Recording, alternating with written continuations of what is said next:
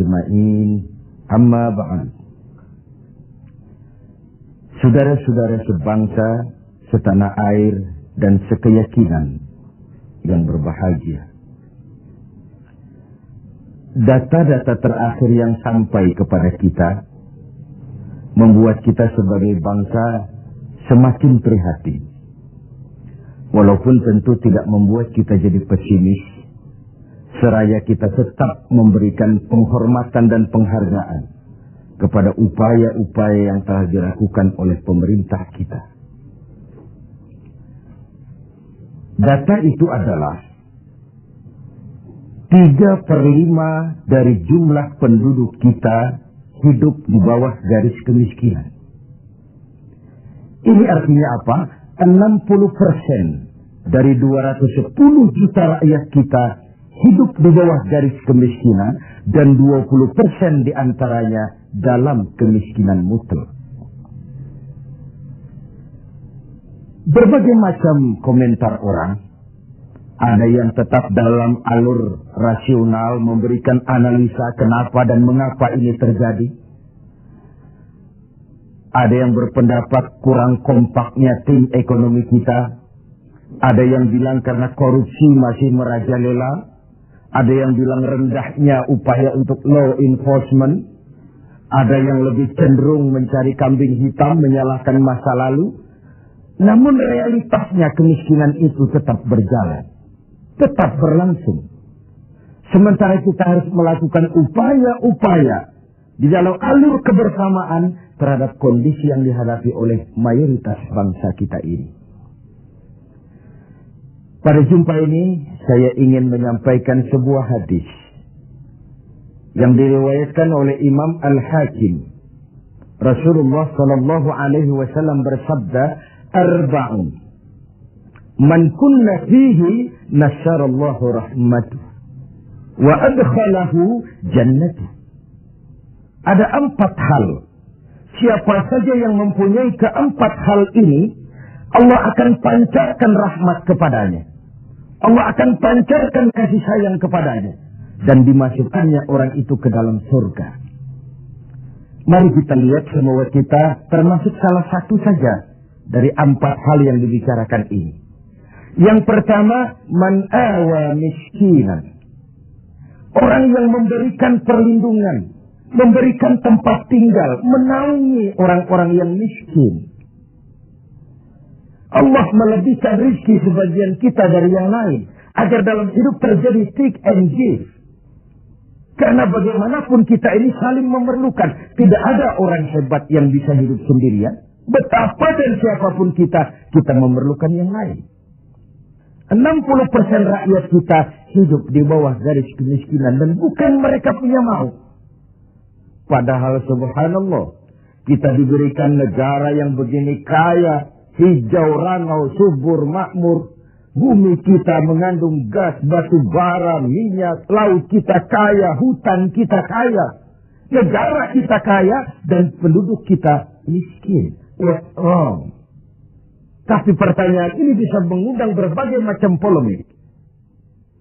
Oleh karena itu, saya ingin mengetuk hati kita semua. Allah akan memancarkan rahmatnya kepada orang-orang yang santun, berpihak kepada orang-orang miskin.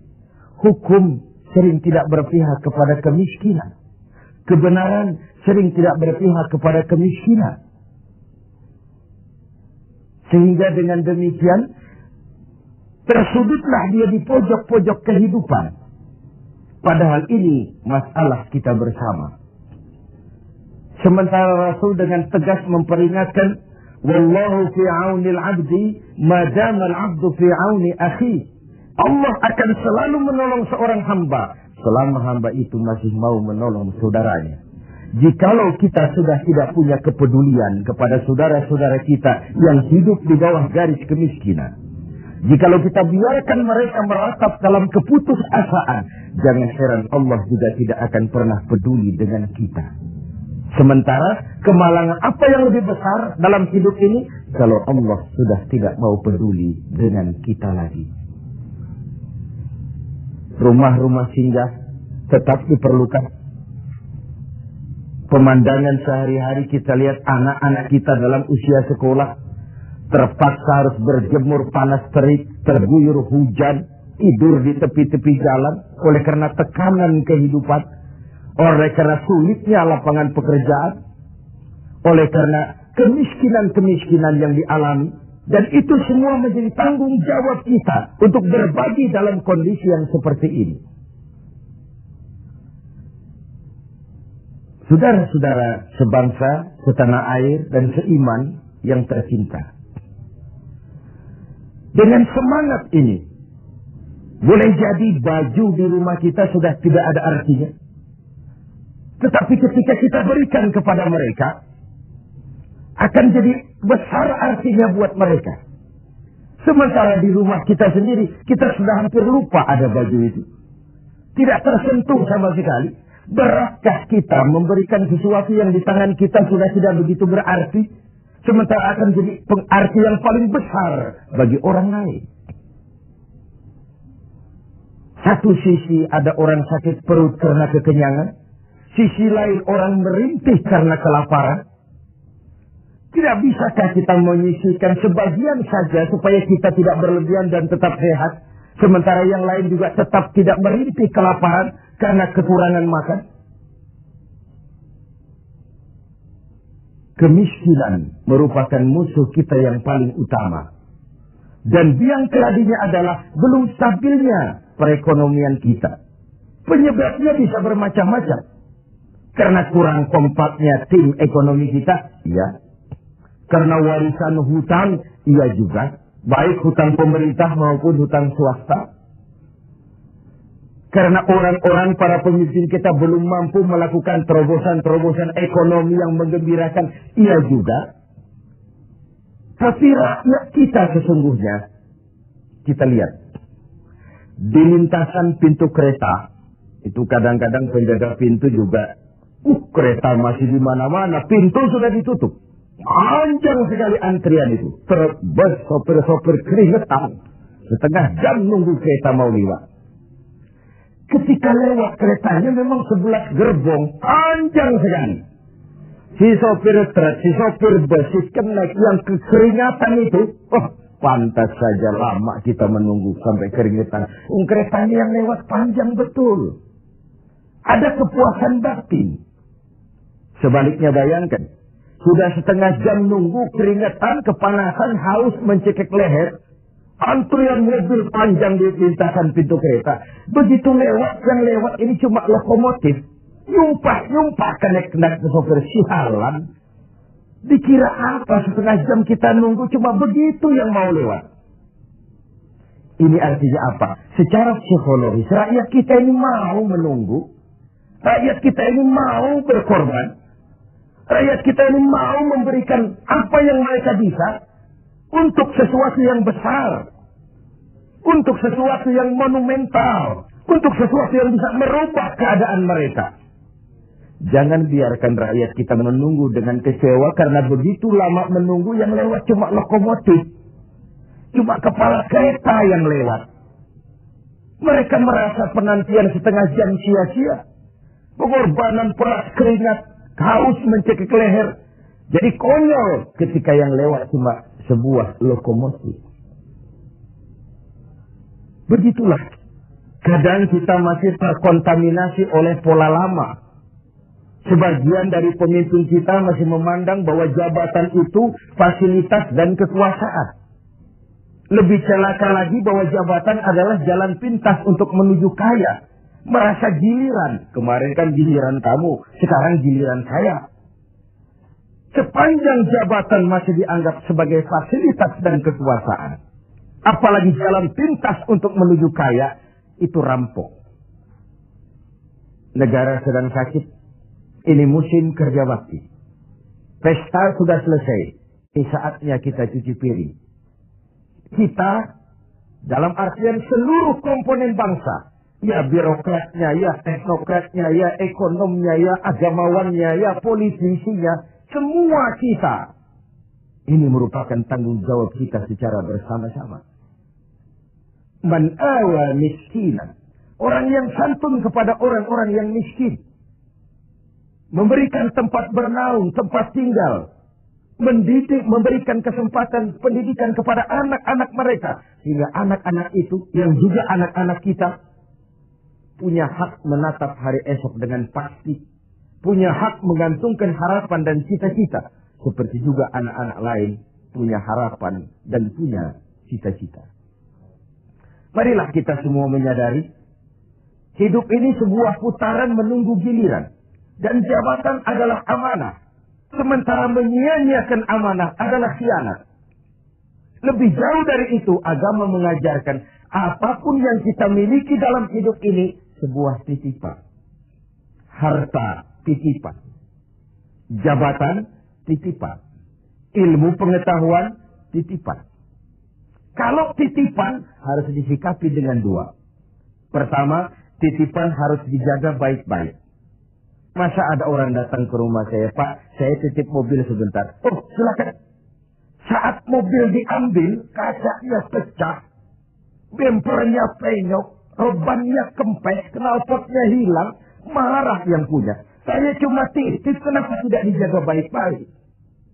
Begitulah Allah menitipkan jabatan kepada kita. Saat nanti diambil jabatan itu berlumur korupsi, berlumur kezaliman, tipu daya, trik, rekayasa.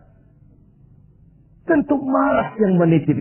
Kau harus bertanggung jawab. Ini kan titipan. Kenapa tidak dijaga baik-baik? Harta titipan. Malahan, kalau saudara diberikan ilmu, pertanyaan akhirat cuma satu. Ilmumu kau amalkan untuk apa? Diberikan kita usia yang panjang, pertanyaan akhirat juga cuma satu. Usiamu kau habiskan di mana? Tapi diberikan kita harta, pengadilan akhirat akan bertanya dua. Hartamu kau dapat dari mana? Kau belanjakan kemana? Depan dan belakangnya ditanya, dari mana dan kemananya.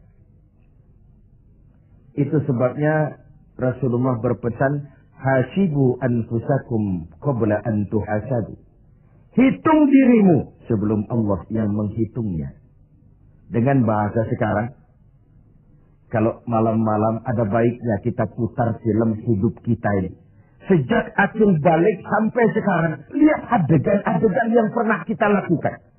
Oh, tanggal sekian, bulan tahun sekian, saya nyolong, saya korup. Tanggal sekian, bulan sekian, saya nempeleng orang tanpa alasan yang benar. Putar film itu. Apa target dari semuanya? Kalau ada adegan yang tidak pantas, sekarang ini kita masih bisa melakukan sensor. Taubat maksudnya, pemutihan. Ada suara yang kurang jelas, masih bisa dubbing.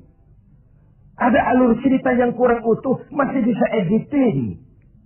Proses sensor, proses editing, proses dubbing masih dimungkinkan sekarang. Sekarang, di dunia ini. Kalau nanti di padang mahsyar Allah yang memutar film kehidupan kita, tidak akan ada waktu lagi untuk sensor, dubbing, editing, yang ada tinggal pertanggungan jawab. Dan hari itu seperti sering kita baca dalam surah Yasin, al-yawma nakhtimu ala afwahihim wa tukallimuna aydihim wa tashhadu arjuluhum bima kanu yaksibun. Mulut mereka kami gembok, tangan mereka akan laporan, dan kaki mereka akan memberikan kesaksian terhadap apa saja yang telah mereka lakukan. Jabatan adalah titipan. Dia harus dijaga baik-baik. Yang kedua, kalau titipan tidak boleh membuat orang arogan, sombong. Dititipi, sekadar dititipi kok sombong. Apa alasannya? Orang titip mobil ke rumah saya, yang punya mobil pergi, saya petatang-peteteng, membangga-banggakan. Ini mobil hebat, ini mobil mutakhir, ini mobil canggih. Mobil orang titip. Begitulah kita. Ini jabatan, titipan. Kenapa harus sombong? Ini harta, titipan. Kenapa mesti sombong? Ini ilmu pengetahuan, titipan. Kenapa harus sombong? Titipan tidak perlu membuat kita jadi arogan. Bahkan kalau dia jabatan itu top. Kata orang Belanda, legend is louden. Memimpin adalah jalan menderita. Pemimpin adalah orang yang kesepian. Di dunia diikat dengan berbagai macam aturan, di akhirat akan dibuka perkaranya yang besar-besar. Kesepian karena pada dasarnya pemimpin mengorbankan privasinya, bahkan keluarganya. Seorang presiden, seorang wakil presiden tidak punya anak, tidak punya ibu, tidak punya bapak, tidak punya paman. Yang punya paman itu pribadinya. Kalau presiden punya anak, lalu anak-anaknya jadi warga negara kelas 1, ikut-ikut ngurus negara, kan ini penyakit kita.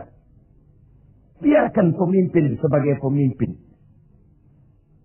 Karena memimpin adalah jalan menderita. Dan pemimpin pada umumnya orang-orang yang kesepian. Ini musim kerja bakti. Hanya dengan semangat kebersamaan, ke atas saya mengingatkan, ke bawah saya mengimbau. Mari kita berbagi rasa dengan saudara-saudara kita yang hidup di bawah garis kemiskinan. Karena bukan saja ini tanggung jawab nasional, tapi juga tanggung jawab keagamaan. Seorang muslim baru sempurna imannya jikalau dia merasakan apa yang dirasakan oleh tetangga sebelahnya. Bahkan tidak sempurna iman kamu jikalau kau tidur dalam perut kenyang, sementara tetanggamu merintih kelaparan. Belum sempurna imanmu. Begitu kepekaan Islam sampai iman dijadikan taruhan terhadap perbaikan nasib orang-orang miskin. Bukan sekedar sebuah slogan. Bukan sekedar sebuah simbol. Tapi sebuah realita kehidupan beragama. Tangan di atas lebih baik daripada tangan di bawah. Orang mukmin yang kuat lebih disukai Allah ketimbang orang mukmin yang lemah. Lemah ekonominya, lemah pendidikannya, lemah jaringan sosialnya, lemah kebudayaannya. Orang mukmin yang kuat lebih disukai Allah daripada orang-orang mukmin yang lemah. Terus kalau kita dalam posisi itu, sekaranglah waktunya untuk berbuat. Jangan biarkan saudara-saudara kita merintih kelaparan. Anak-anak dalam usia sekolah terpaksa keleleran di jalan. Atau terpaksa harus kerja di bawah usia. Memang kadang kita berhadapan dengan siklus lingkaran setan. Pendapatan rendah. Kenapa? Karena kemampuan rendah. Kemampuan rendah kenapa? Karena pendidikan rendah. Pendidikan rendah kenapa? Karena kurang gizi. Kurang gizi kenapa? Karena biaya hidup tinggi.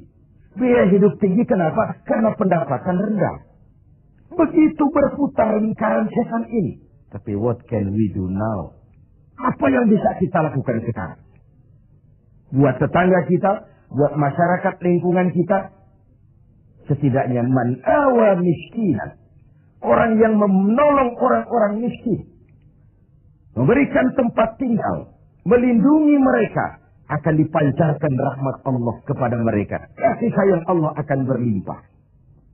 Si miskin mungkin tidak akan bisa membalas. Tapi Allah akan memberikan balasan. Melalui jalan yang tidak pernah kita sangka. Ketimbang kita mencari kambing hitam. Oke lah, yang salah tetap salah. Tapi kan dengan argumen, bukan dengan sentimen. Untuk menegakkan kebenaran, bukan untuk menang-menangan. Zaklik, tidak personlik. Menyentuh dan bukan menyinggung. Biarkan hukum tetap tegak. Biarkan penataan ekonomi kita tetap profesional. Sementara kita yang oleh Allah diberikan sedikit kelebihan. Sedikit kemampuan. Mari kita berbagi untuk mengatasi persoalan bangsa yang memang berat ini. Ini yang pertama. Yang kedua, orang yang akan dapat pancaran rahmat dari Allah itu warahimad dhaif. Orang yang punya sifat belas kasih kepada mereka yang lemah. Keberpihakan kepada orang-orang yang tidak berdaya. Tadi saya katakan, kebenaran jarang berpihak kepada si miskin dan si lemah. Hukum sering tidak berpihak kepada si miskin dan si lemah. Tengoklah sekarang. Kalau orang besar punya banyak uang, dapat masalah. Tim pembelanya itu antri. Tim, bukan lagi 1-2 orang, tim. Paling sedikit 3 orang. Tapi ketika si miskin dan si lemah terpuruk di sudut kehidupan, hak-hak asasinya diinjak-injak, siapa yang mau peduli? Masih segar dalam ingatan kita nasib yang menimpa Marsina, Sengkon dan Karta, wartawan Udin, koran Bernas. Itu sekadar yang naik ke permukaan. Entah berapa puluh Marsinah di Republik ini. Entah berapa banyak Sengkon dan Karta di negeri ini. Entah berapa banyak Udin Bernas di bumi tercinta ini. Sehingga orang sering mengeluh. Banyak pengadilan, tapi sulit mencari keadilan. Hukum berpihak kepada yang terkenal, kuasa, dan punya uang. Law enforcement tersendat-sendat. Kalau sudah orang beruang, ternama, punya masalah, antri yang bela. Rame-rame kur menyanyikan lagu, maju tak gentar, membela yang bayar.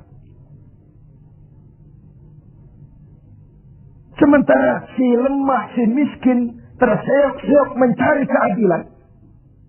Merintih ketika hak asasinya diinjak-injak. Dan tidak tersentuh sama sekali.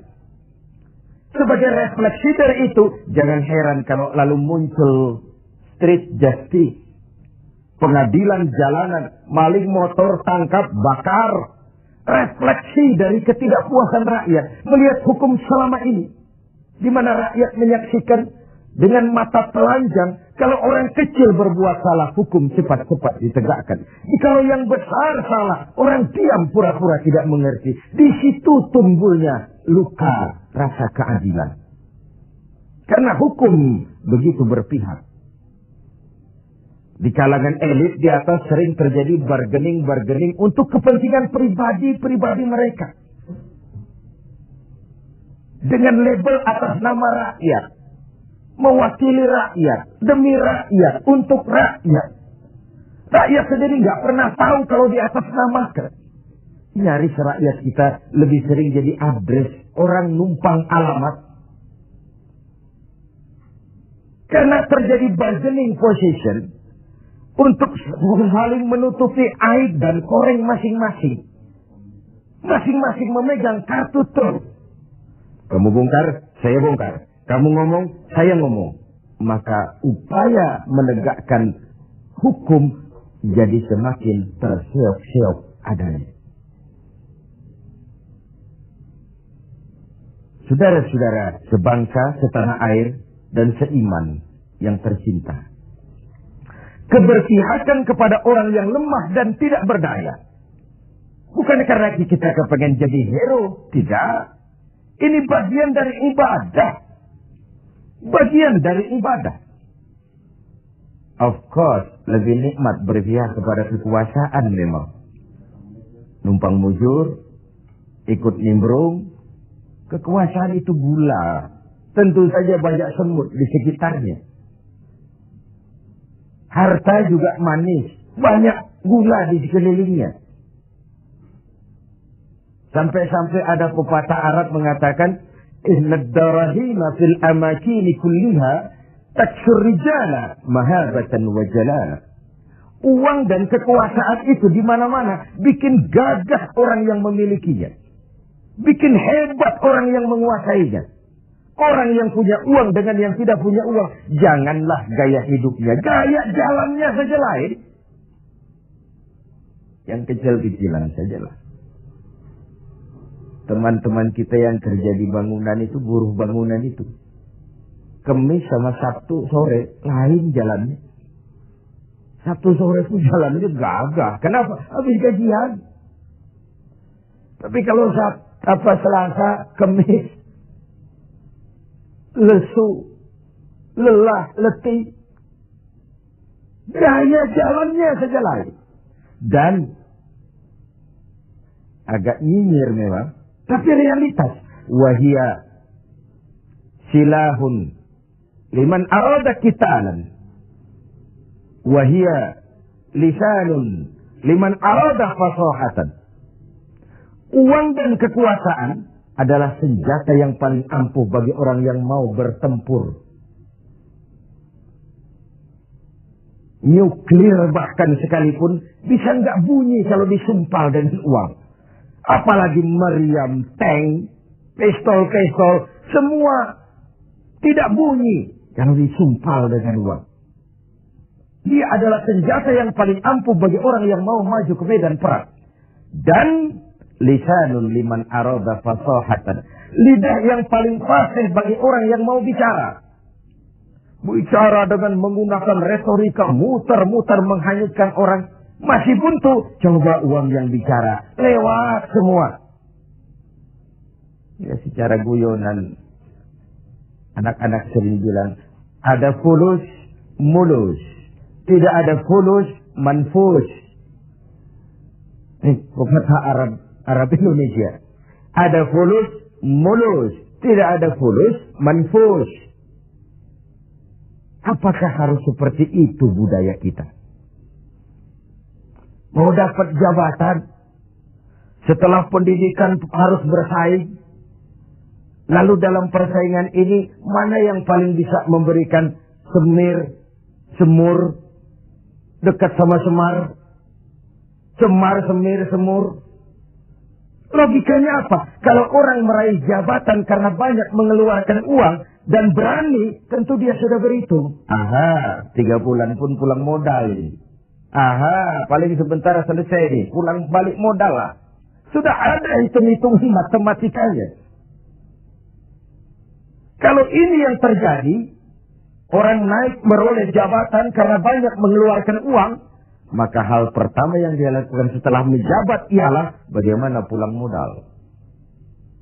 Setelah pulang modal, bagaimana cari untung. Pengabdian nomor 19. Rakyat nomor 26. Saya pakai modal besar kok ini. Dipandangnya lah jabatan sebagai jalan pintas untuk menuju kaya. Benar kalau Rasulullah mengajarkan jangan berikan jabatan kepada orang yang memintanya. Memintanya pun jangan. Apalagi sampai nyogok-nyogok, kasih semir, kasih uang. Karena orang yang meminta mesti punya motivasi. Sedangkan jabatan adalah amanah. Menyia-nyiakan amanah merupakan dosa yang amat besar. Saudara-saudara seiman dan sekeyakinan yang berbahagia. Setiap kita pemimpin. Setiap pemimpin akan dimintakan pertanggungjawab terhadap apa saja yang dipimpinnya. Suami pemimpin di rumah tangganya. Ibu pemimpin bagi anak-anaknya. Pemuda pemimpin bagi dirinya. Pak Lurah pemimpin di kelurahannya. Setiap kita pemimpin dan setiap kita akan dimintakan pertanggungjawab terhadap apa saja yang kita pimpin. Sungguh pun itu kecil kita sembunyikan dari pandangan orang banyak. Namun Qadirabul Jalil maha mengetahui. Inilah etika otonom. Merasakan kehadiran Allah dekat dalam hidup. Ada sebuah karikatur. Seorang kiai punya murid santri 40 orang. Dari 40 orang ini ada 1 orang yang mendapat perhatian agak istimewa dari kiainya. Santri-santri yang lain protes. Kiai, kami ini semua kan santrinya kiai. Kami ngaji sama kiai. Kenapa yang satu itu perhatiannya dilebihkan dari kami? Apa kekurangan kami? Senyum kiai kita ini. Lalu bilang, oke, kalau kau mau tahu, besok pagi kumpul di sini jam 10. Esoknya jam 10 kumpul 40 santri, termasuk yang dapat perhatian istimewa tadi. Anak-anakku, kata kiai, hari ini saya ingin memberikan pelajaran kepada kalian semua. Masing-masing kalian aku berikan seekor anak ayam dan sebilah pisau. Bertebaranlah kalian dengan anak ayam seekor dan sebilah pisau ini. Cari tempat yang tidak ada yang lihat. Sembelih ayam itu di situ. Cari tempat yang tidak ada yang lihat. Sembelih ayam itu di situ. Anak ayam itu. Bertebaranlah santri mencari tempat yang dipesan kiai tadi. Cari tempat yang tidak ada yang lihat. Ada yang masuk ke dalam gua. gelap, tengok kiri kanan, tidak ada orang, potong anak ayamnya. Ada yang cari semak belukar, noleh kiri kanan, tidak ada orang, potong. Ada yang naik ke gunung tinggi, ada yang ke tepian sungai, macam-macam. Alhasil, pada waktu yang ditentukan berkumpullah ke 40 santri ini. Bagaimana? Tanya Pak Kiai kita. Lapor Kiai, sudah kami sembelih semua. Sudah. Majulah santri yang satu ini, yang dapat perhatian lebih ini. Saya, Kiai, kenapa? Saya tidak bisa menyembelih anak ayam yang Kiai berikan tadi. Kenapa? Kenapa tidak kau sembelih? Tadi waktu mau berangkat Kiai pesan, cari tempat yang tidak ada yang lihat, sembelih anak ayam itu di sana. Saya sudah berusaha, Kiai. Saya pergi ke gunung yang tinggi, ke lembah yang curam, ke semak belukar, ke hutan belantara, ke dalam gua bahkan. Tetapi kemanapun saya pergi, dimanapun saya berada, Allah tetap melihat, Kiai.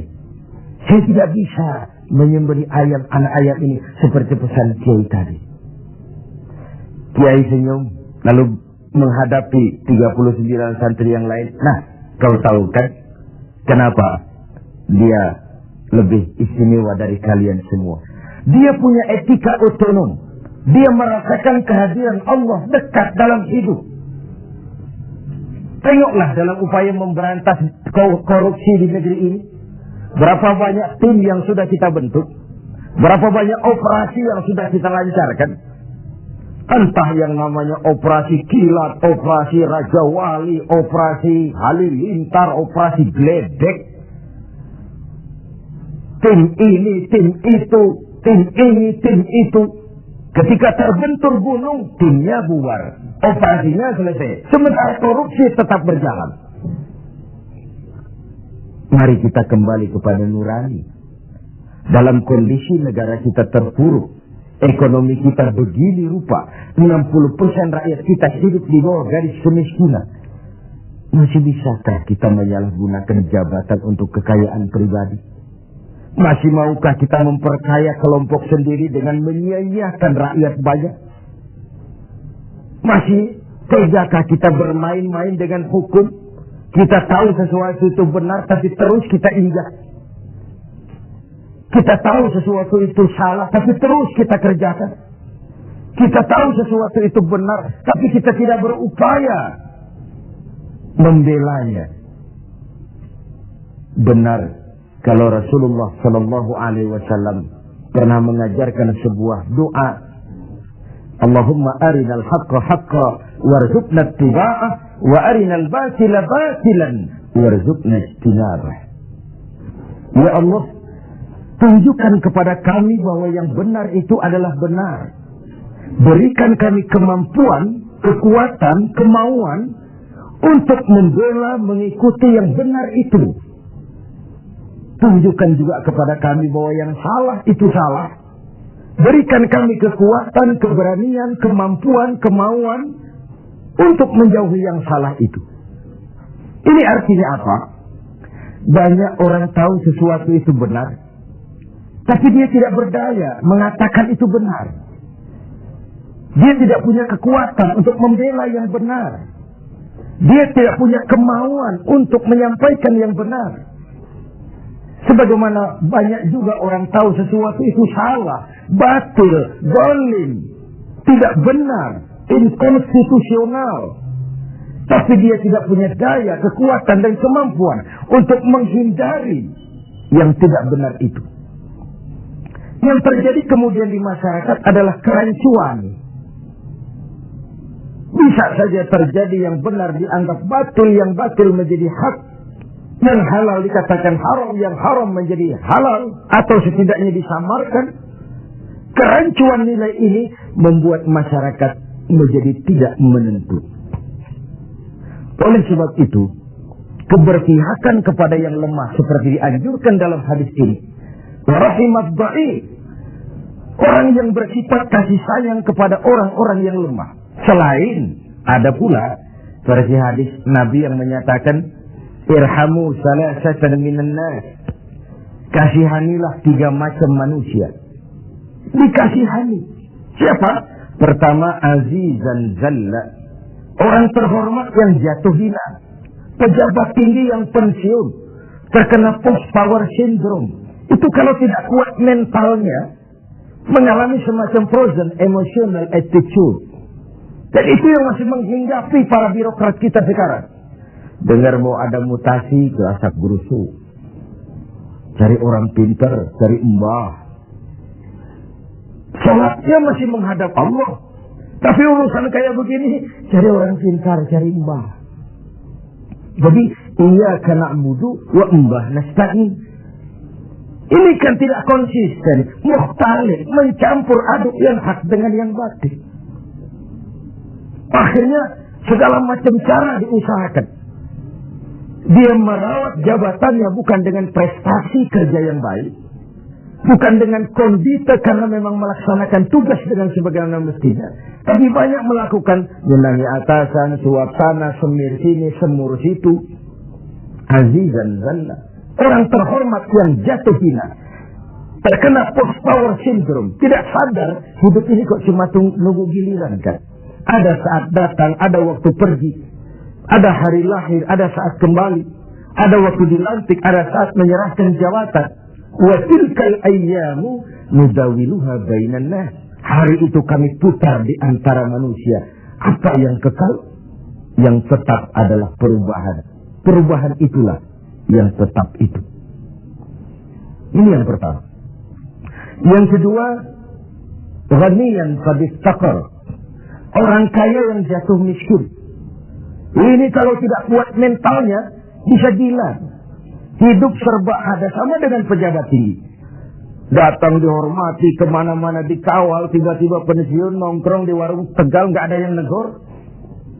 Kalau tidak kuat mentalnya, dia bisa sableng. Orang kaya yang jatuh miskin, biasa hidup serba ada, serba mewah, serba uang. Tahu-tahu dihadapkan oleh kenyataan dia tidak punya apa-apa. Dia bukan apa-apa.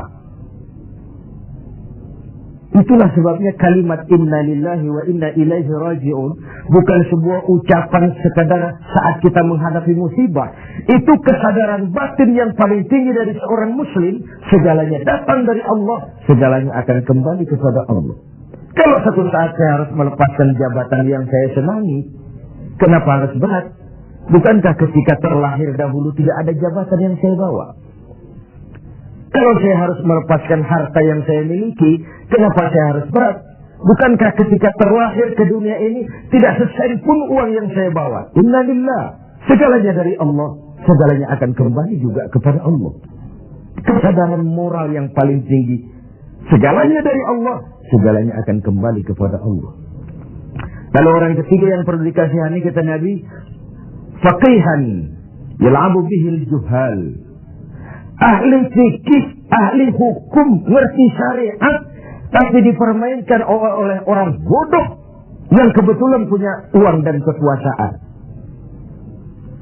Dan uang serta kekuasaan itulah yang jadi sponsor. Tolong carikan dalil supaya ini kelihatannya halal. Paling tidak haram-haram dikit lah. Sibuklah si ahli fikih buka kitab, carikan dalil untuk menghalalkan yang haram itu.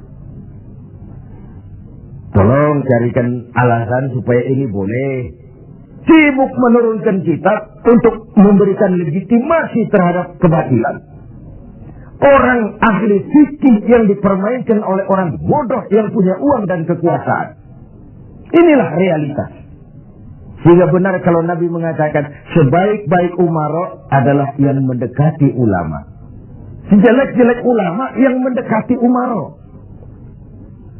Kalau umara mendekati ulama, tendensinya apa? Mau minta proyek sama dia? Tentu tidak, paling minta didoakan, minta yang baik-baik. Tapi kalau umara membebek, mendekat, menjilat kepada ulama, menjilat, mendekat, membebek kepada umara, tentu ada something, ada sesuatu. Saudara-saudara yang terhormat, saya kembali kepada masalah 4 hal yang mendatangkan rahmat Allah tadi. Yaitu yang kedua, rahimad dhaif. Orang yang bersifat belas kasih kepada orang-orang yang lemah, keberpihakan kepada rakyat. Ini yang diperlukan sekarang. Ini akan menumbuhkan trust, kepercayaan. Kita bicara soal kesulitan ekonomi, ini kan masalah yang sudah mendunia. Bukan cuma Indonesia, tapi tetangga-tetangga kita sudah hampir sembuh semua. Malaysia sudah sembuh, Thailand sudah sembuh, Filipina sembuh, bahkan Korea lebih menakjubkan. Bukan saja sembuh, tapi dia sudah tidak punya sangkut paut lagi dengan negara donornya, IMF. Sudah diselesaikan hutangnya. Apa yang dilakukan Korea? Membangun semangat kebersamaan. Rakyatnya mengumpulkan emas sekian ton. Pemerintah mengeluarkan obligasi. Kok mau rakyat mengumpulkan emas? Itu tadi. Masih ingat? Sopir truk, sopir bus, kenek-kenek nunggu setengah jam di lintasan pintu kereta. Kalau lokomotifnya yang panjang lewat, ada kepuasan batin. Pas rakyat percaya kepada pemimpinnya. Ini yang perlu ditumbuh kembangkan. Tidak terkumpullah emas sekian ton. Lalu Korea menghidupkan yang namanya home industry. Tulang punggung perekonomian tetap koperasi yang bersifat kerakyatan. Dan dia berhasil bangkit dari kesulitan ekonomi. Rasa kepercayaan itu penting. Karena rakyat merasa pemimpinnya adalah bagian dari mereka.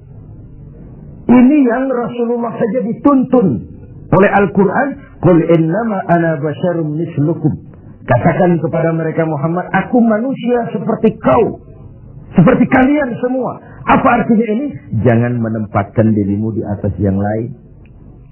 Jangan pemimpin mendatangi rakyat sebagai sosok penguasa, sebagai sosok malaikat, sebagai sosok sinterklas. Datanglah kepada rakyat sebagai bagian daripada rakyat itu sendiri.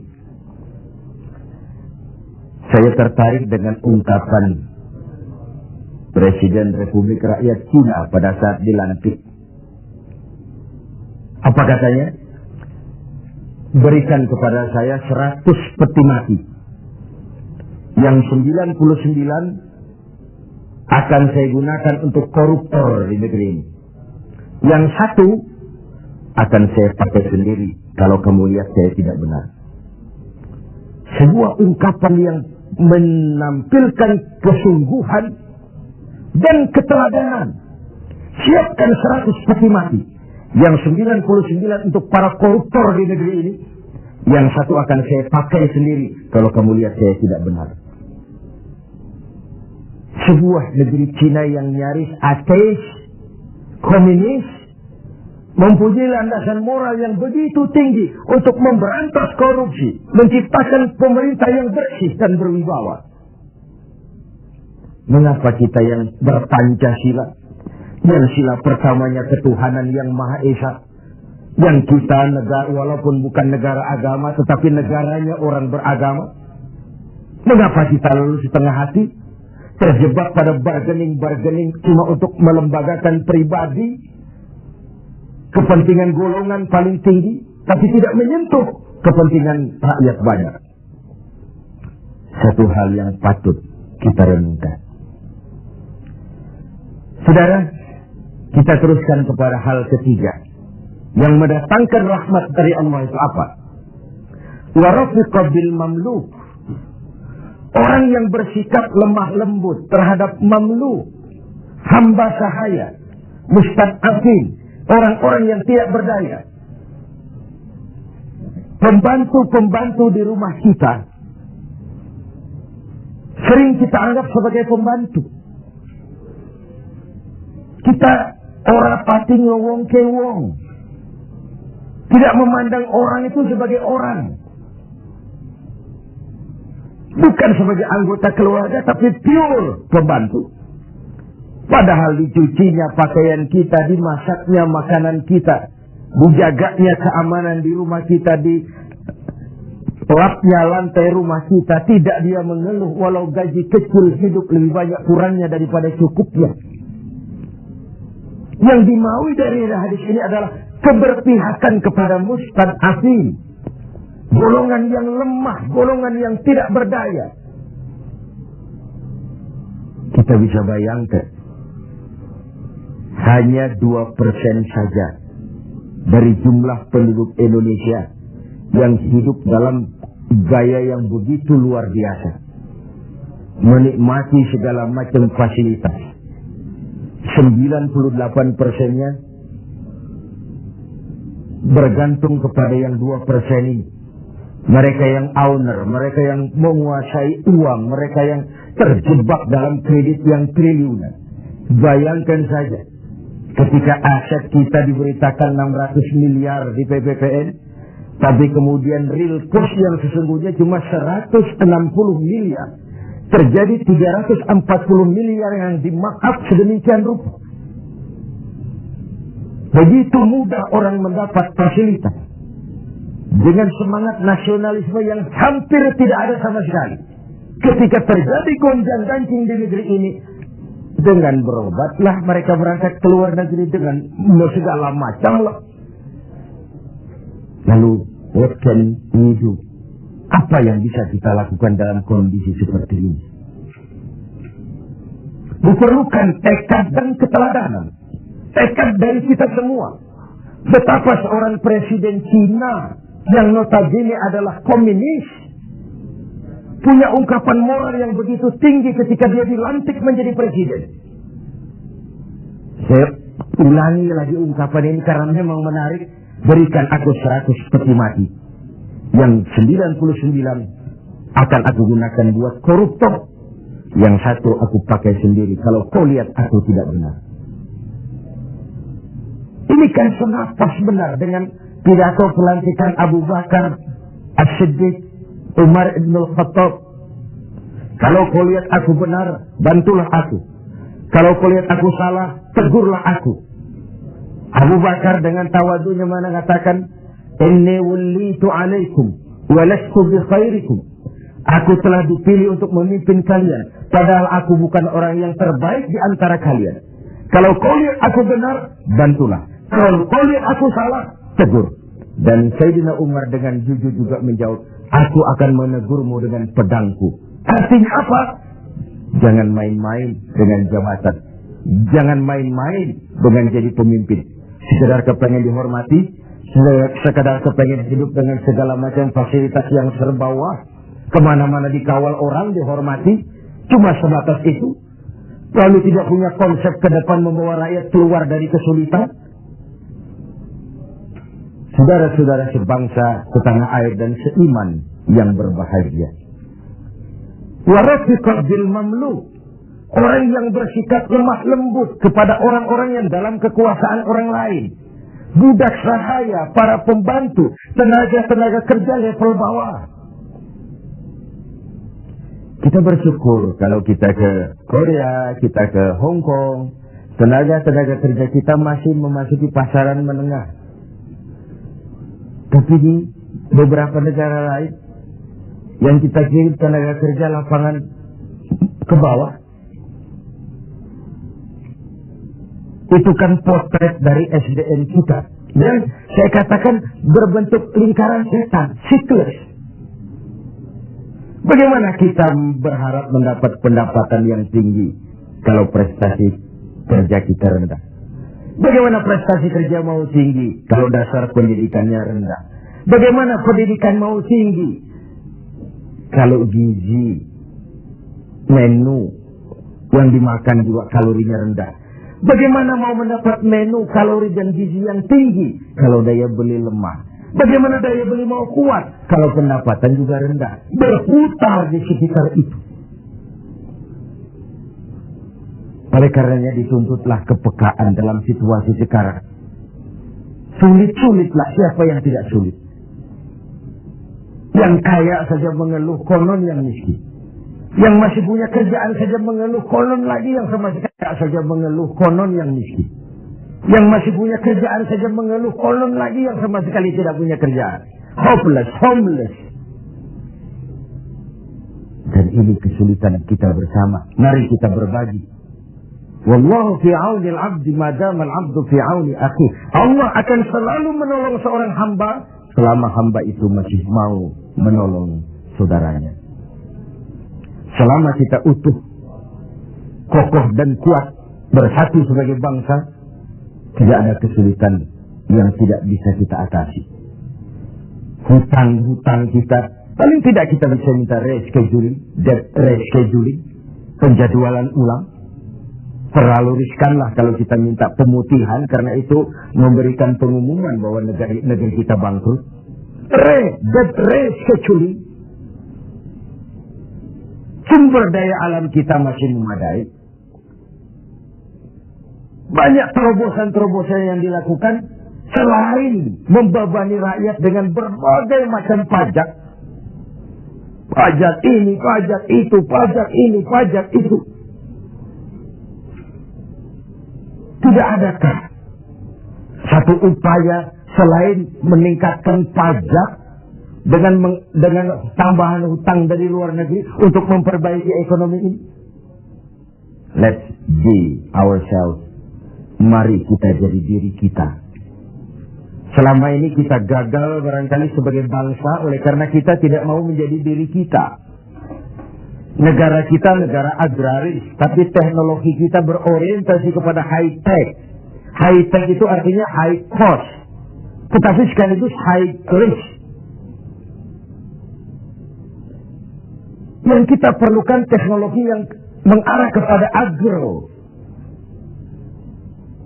Sebuah karikatur sederhana. Tingkat kesuburan yang paling tinggi di negeri kita adalah di Pulau Jawa. Humus kesuburannya itu sampai 15 meter ke bawah. Sedangkan di luar Jawa rata-rata 15 cm tingkat kesuburannya. Wajar kalau lalu ada lahan berpindah, ladang berpindah. Karena tingkat humus kesuburannya cuma 15 cm dari permukaan. Apa yang kemudian terjadi? Tanah-tanah yang subur di Jawa ini ditanami gedung, ditanami beton. Untuk kepentingan high-tech. Lalu sawah kita buatlah di Kalimantan Tengah. Lahan 1 juta hektar. Tanahnya gambut. Proyek gagal total. Triliunan uang menguap. Entah yang di-markup, entah yang disalah alirkan, habislah akhirnya uang setan dimakan jin. Let's be ourselves. Mari kita jadi diri kita. Sebab hanya orang yang tahu benar dirinya, dia akan bisa menempatkan diri. Tetapi pada saat kita sudah tidak tahu siapa kita, apalagi kita mau jadi orang lain, maka kita tidak akan pernah jadi apa-apa. Jangan di bawah bayang-bayang orang lain. Karena bagaimanapun negara donor mau memberikan bantuan karena kepentingan. Apalagi jangan mau jadi orang lain. Jadilah diri kita, itu yang sejatinya. Semangat gotong royong, kebersamaan, kepedulian sebagai budaya yang dimiliki orang-orang tua kita nyaris tercabut dari kehidupan kita. Terjebak euforia, tiba-tiba saja atas nama kebebasan, atas nama demokrasi, kita seakan tercabut dari akar budaya kita. Kita yang santun jadi beringas, kita yang rukun jadi saling mencurigai, kita yang toleran tiba-tiba bermusuhan.